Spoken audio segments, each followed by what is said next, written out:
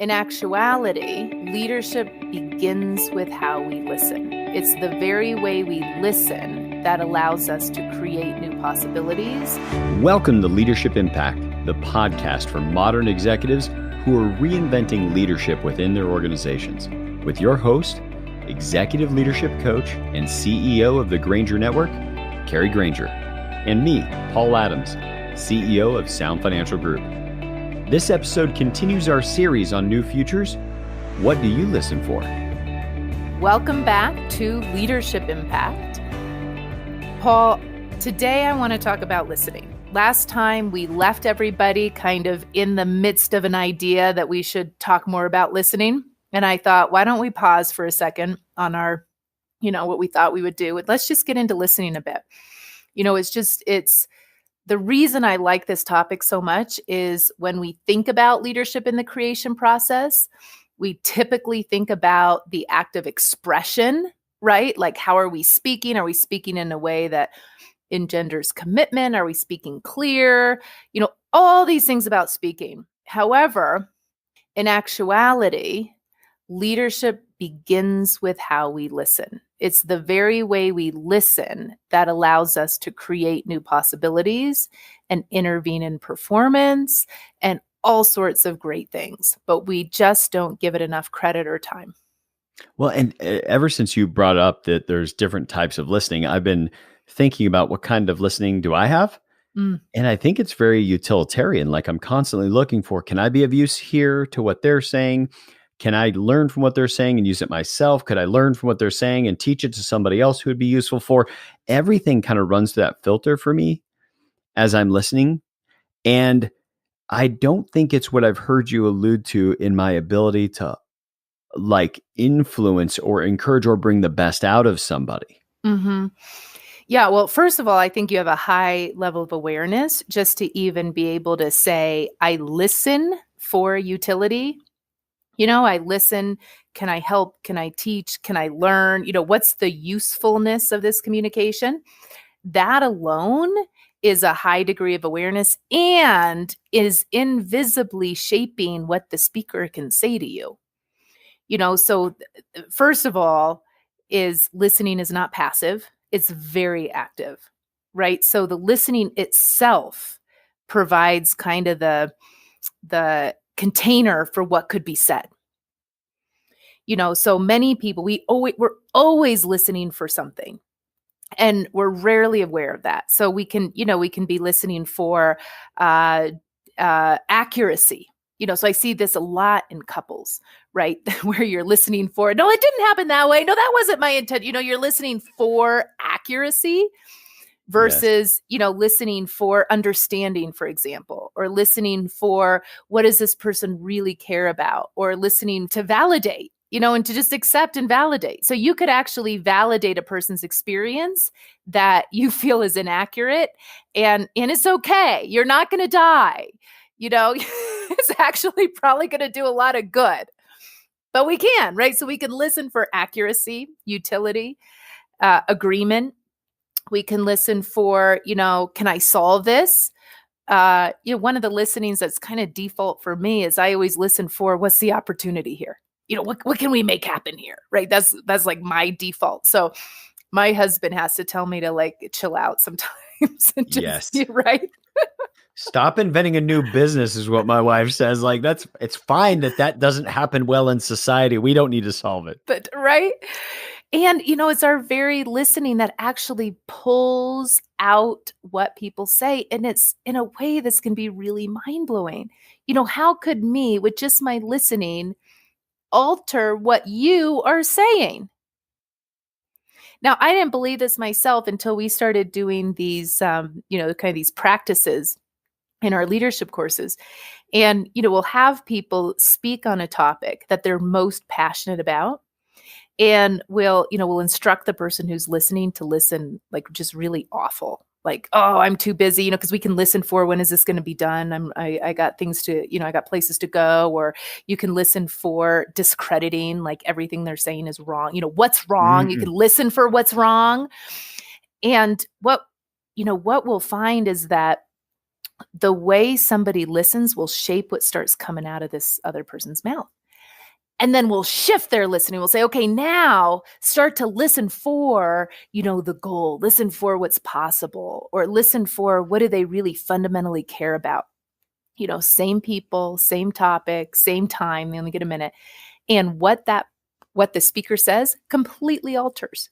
And the mood alters. It's like, you go from the thing I was most passionate about, I start second guessing. I can't even, keep my train of thought.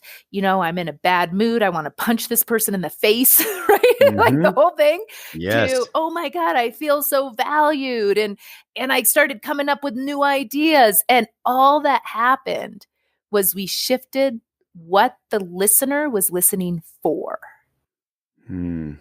Again, these are the kinds of things, Kari, that if not for these conversations, I take some of these tools and drop them into one corner of my life and don't use them elsewhere. So when I have team members that are in one of my talks, so if I'm speaking to a group of entrepreneurs, something like that, I'll have one of my team members in the room and I'm like, I just want you to really listen, take notes, just like you're learning it newly, everything, because even if everybody else is distracted or comes in a bad mood, I've got one person to perform for, which draws the best out of me. What I've not done is put myself on the other side of that equation where I'm the one allowing that person a one-on-one conversation with me to have them have an experience that makes the best out of them. Because I got to think that would be life-changing for me if every time I let somebody have a block on my calendar, I was listening in a way that brought the best out of them. Like that, I would think that would be a distinct difference in the kind of relationship I would have with all of those people over the rest of my life. Totally. To listen for their creativity, for example. By the way, you can get really precise in your listening and really shift what starts to come out of people's mouths. So you can listen for specified action. So you can start to listen for what's the specific action this person's going to take. And it actually shifts the conversation. You can listen for their creativity. And, it even shifts the kind of conversations and what comes out of your mouth, right? You can listen for where's this person going to screw up or what's wrong. And you'll start to hear it. Seen me do it. Yeah, right. So here's the good news. We have an innate capacity. We just haven't harnessed it. We're already listening for certain things. How can I solve this? Where's this going to go wrong? Do I agree or disagree? When's this going to be over? What's the opportunity? When are they going to, I'm listening for the criticism that's coming at me. What am I doing wrong? So we already have this innate capacity to listen for certain things. We just haven't seen it like a capacity. I've just got to share one that is a little bit random that I'm seeing something we've done in Sound Financial Group that applies to this. Two things. One, we've made an agreement with all of our clients that all of our planning will all occur by Zoom meeting, not in person. The reason is when we meet in person, we don't want to talk about your money. We want to spend time talking about you, with you, about your values, your future, your family, all that. Because I think something that sits in the background that everybody's listening for when they get together with someone professionally is like, okay, when is this person going to change it to professional talk? And we've taken that off the table, not realizing how much more impactful it makes the time we spend in person with people. It's been amazing that way. And I never occurred to me before that one of the things we may have done with that is erased that awkwardness from every interaction with a professional. Like even if your CPA takes you to lunch, you're sort of wondering at what point they're going to pivot to some new offer that they have or whatever it is, instead of being really clear about that up front, because we don't have to leave people lying in wait for when does their listening need to change. Yeah. Yeah. I appreciated, Paul. My husband and I got to sit in, your initial philosophy conversation, which I recommend to everybody, right? Because it could totally shift the way you even think about yourself and your financial future and in the whole thing, And what I love that you did is you said, look, we're not even going to make you an offer. you're going to have to request that we make you an offer. And I thought, that allowed us to relax.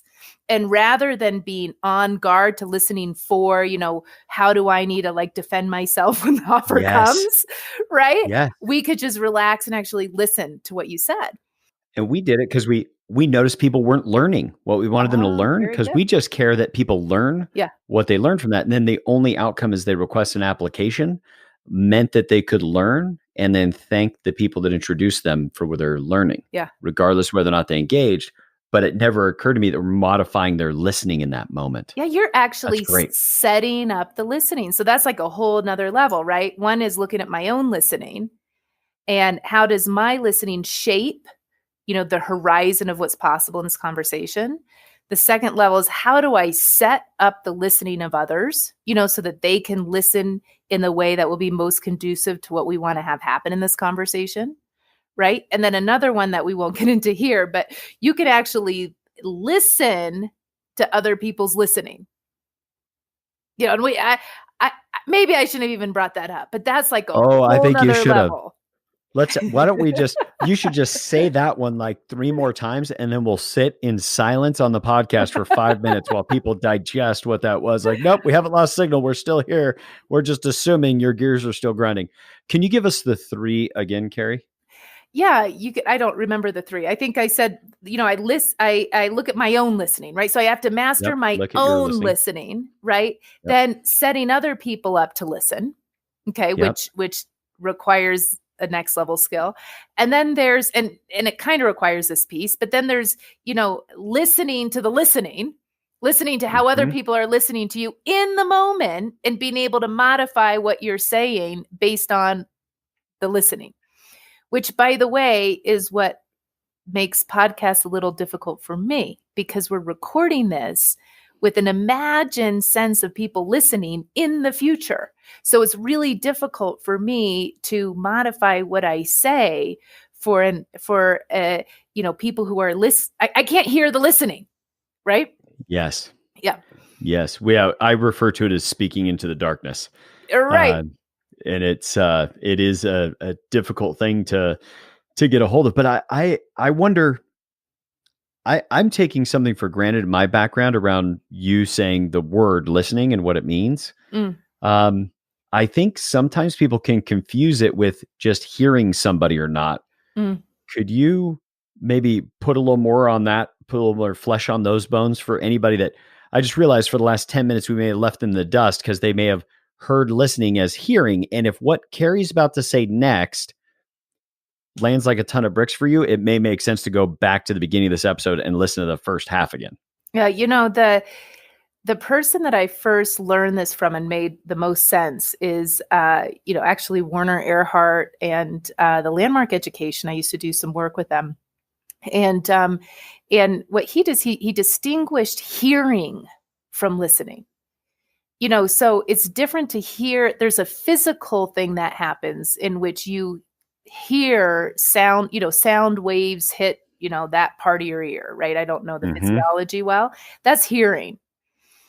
Listening carries with it an interpretation. So it's the way in which it lands for you, the way in which you comprehend it, the way you make sense of it, right? So listening includes the interpretation because it provides meaning for what's said. So, like a baby can hear sounds as long as nothing's wrong with the physiology of their eardrum system, right? But it takes a while before they can really listen because they need context for that. It's not meaningful yet. But as we go through life and listening, it takes on what we hear takes on a certain meaning. So, my colleague she was leading a course yesterday and we talked about it. And she said, she had, there was a woman in the course and a number of women, a number of men. And there was a man that spoke and then the woman started speaking and she stopped the woman for a moment because she didn't hear what the man said. Well, the way the woman heard my colleague was, she was shutting down women and putting men up. And, my colleague had zero intent about that, right? It was just literally, she was the person in front of the room and was responsible, and she needed to hear what this man said. Could have been an alien, for all Yes. she cared. But this woman brought a listening. She brought meaning. She brought an interpretation about, equality. And, she had an already interpretation before anything came out of my colleague's mouth. She was already going to interpret that as putting the women, dismissive of women. And it's like that background, their history, their biology, what's happened in their interpretation, what's happening in their life, what they think might happen in the future is all shaping. And I almost picture the listening being like a little person that actually is in my ear who listens to what everybody else is saying. And then based upon my life experience, tells my brain something probably different than the words that somebody Absolutely. said. Warner used to say you'd had to go through an entire labyrinth just to get to your ear, right? So it's like when you speak, you could imagine this whole labyrinth that what you said has to get through before it actually enters into, Yes. my brain, right? And so in our listening can be like that. And so if we can start to become masterful, our assessments, right? We talked about assessments a long time ago. Our moods, our sites of shaping, all these things we talked about in our early podcasts. I mean, we're still kind of early, but like a really early podcast. All of these things shape our listening, and it literally provides, what it shapes what can be said. Yes. Like it can shape what they will say. Mm. And that listening can shape what everybody would actually experience. Yeah.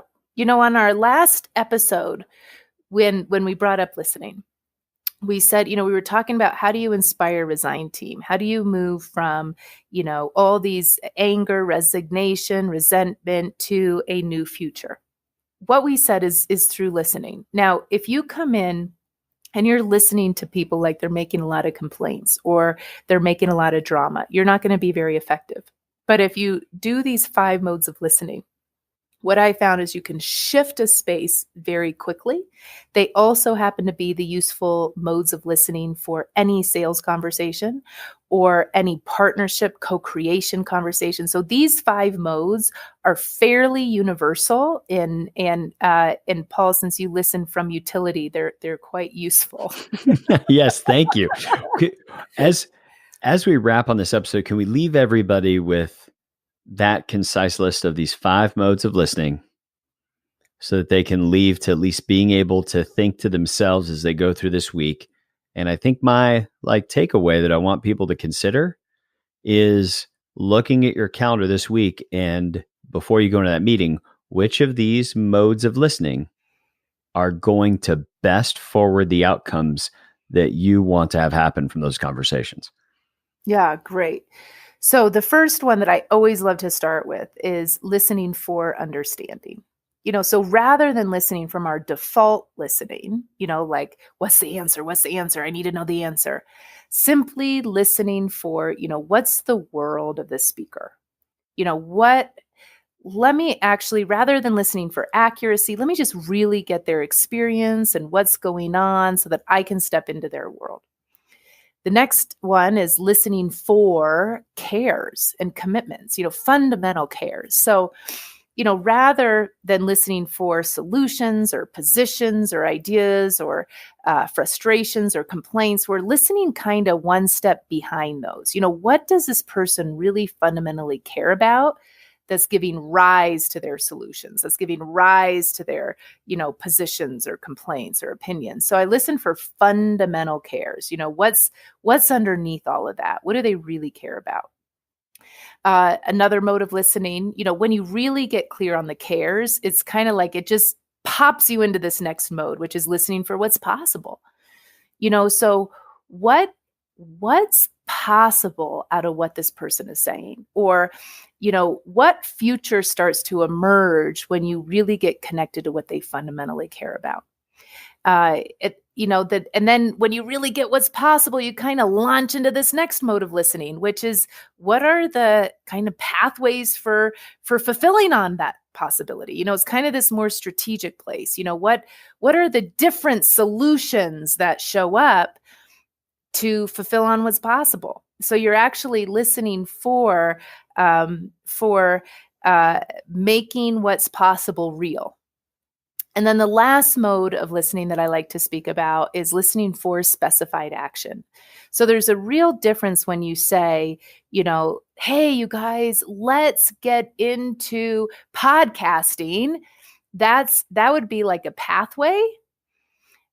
But the specified action is, I'm going to research producers, by this date, right? So what's the actual action that's specific and certain? And when I start to listen for action, different conversations show up than when I listen for possibility. And I find that those 5 modes can shift, just about anything. And they're a great framework for even business development, really understanding their world and listening for what they really care about and what's possible and what are the different offers we might make. And then, specified action is a commitment. Oh, that's so good. So I would say definitely open your calendar. If you're listening to this on your drive-in, open your calendar before the week starts here. And look, if you're in the middle of a week, maybe just start with next week's calendars and say, wait, which meetings do I need to start at? Listening for understanding, listening for cares, that deep concern behind whatever's being said. Next is listening for what's possible, listening for the pathways for fulfillment, number 4. And lastly, listening for specified actions that are going to be taken to fulfill on whatever that future was that's possible. Doing that, you're probably going to be inaccurate, but you'll be inaccurate closing distance on being more effective. Yeah. And, at the very least, Paul, just check your own default listening. How am I showing up at this meeting? And shift the way you're listening just to hear what's actually being said, not through the filter that you're bringing to the meeting. There it is. As always, Kari, leaving everybody with something practical, something they can use this week, and something that being a better listener will help them better draw out the effectiveness of their teams. And I would have to say, creating their leadership impact. Thank you, Paul. Thank you for tuning in to Leadership Impact, the podcast for modern executives who are reinventing leadership within their organizations. Subscribe now at GrangerNetwork.com or wherever you get your podcasts. And to support you in your leadership impact, we've created an exclusive worksheet on today's topic. Just text the word listening to 900-900 and you'll receive the link. If you like what you're hearing, you will love our online courses, which will transform your performance and leadership over 4 months with videos, practices, and group Q&As. These online courses are our approach to essential development for professionals. Learn more at GrangerNetwork.com and join us for our next episode on New Futures.